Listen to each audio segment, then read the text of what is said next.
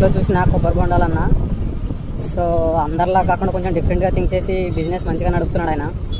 So అందరూ ఒక price పెడితే దానికంటే ఒక 10 రూపీస్ తక్కువ పెట్టి, అంటే ఆయన ప్రాఫిట్లో మార్జిన్ తక్కువ చేసుకొని ఎక్కువ సేల్ చేస్తున్నాడు.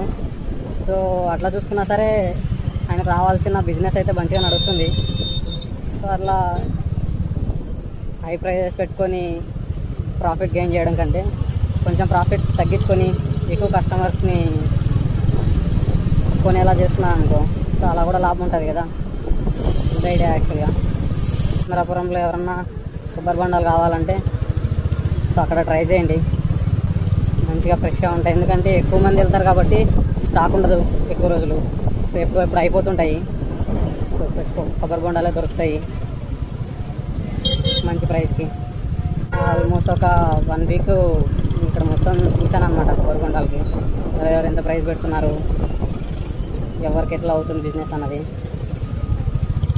సో రామచంద్రపురం ఏరియాలో ఉన్న వాళ్ళకి ఎవరికన్నా మంచిగా ఉండాలి, వాటర్ కొంచెం అఫోర్డబుల్ ప్రైస్ కావాలనుకుంటే అక్కడ ట్రై చేయండి.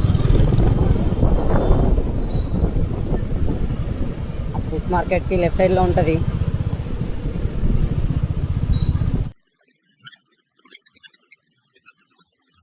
అది కలిసి వాటి వీడియో.